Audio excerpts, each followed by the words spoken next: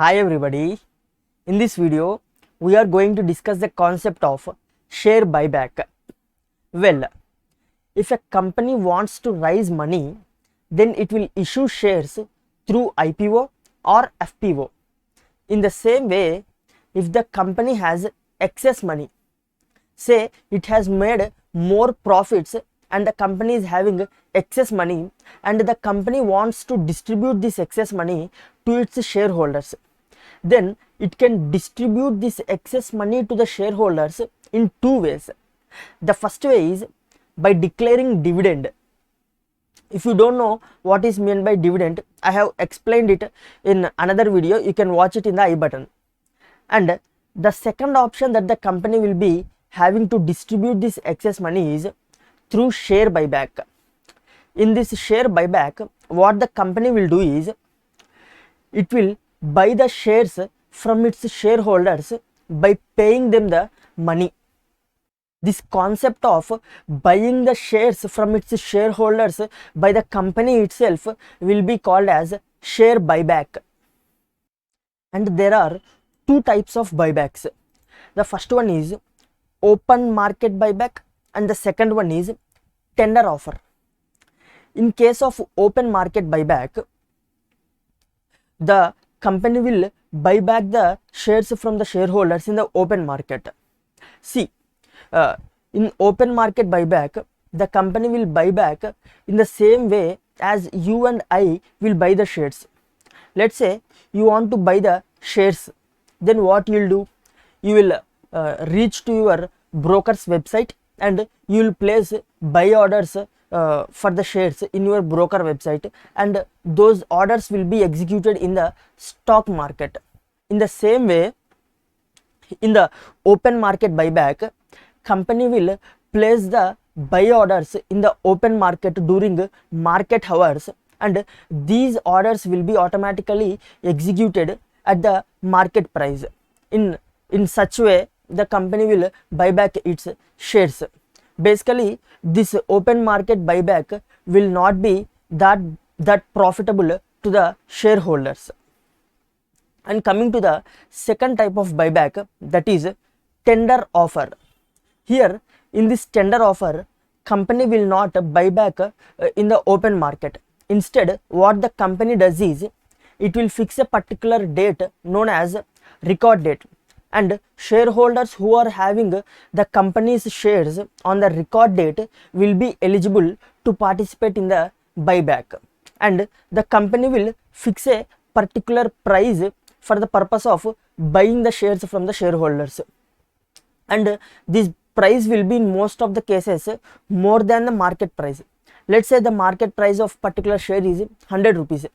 Then in the tender offer, the company will fix its share price more, its offer price more than the market price. Let's say 120 rupees. That means here the shareholders will get a profit of 20 rupees if they sell the shares to the company. Another doubt that people will get in case of buybacks is, let's say I am having 100 shares of a particular company and I have applied all these 100 shares for the purpose of buyback, and here whether the company will buy back all the 100 shares or not. See, it depends. Let's say the company wanted to buy back 1 lakh shares and the company has received applications for 2 lakh shares. In that case, the company will buy back 50% of shares from each shareholder. In this case, from me being having 100 shares and having applied 100 shares, 50%, that is 50 shares will be bought back by the company and remaining 50 shares will be in my demat account. Why would the company buy back its shares? See, there are many reasons, and some of those reasons is the company is having excess cash and it wants to distribute its cash to its shareholders. That might be the reason why company wants to buy back its share.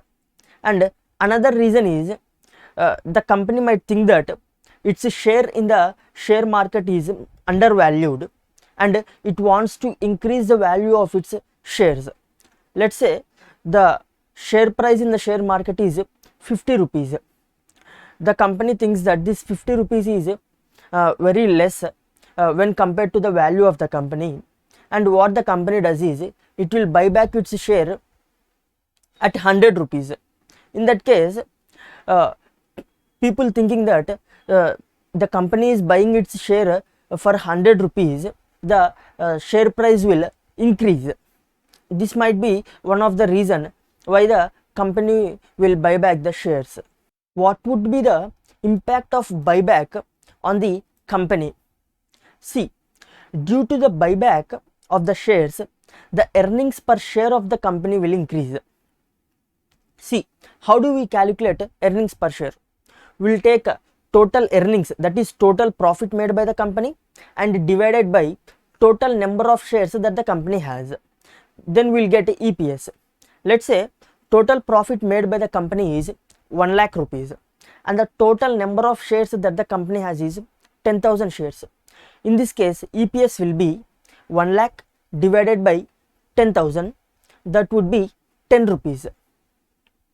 Now let's say of this 10,000 shares, company has bought back 5,000 shares. Now the remaining shares will be only 5,000. Now let us calculate the EPS once again. Take the earnings, that is 1 lakh divided by 5,000 shares, because remaining 5,000 shares were bought back by the company. 1 lakh divided by 5,000, that turns to be 20 rupees. Here the EPS has increased after the buyback.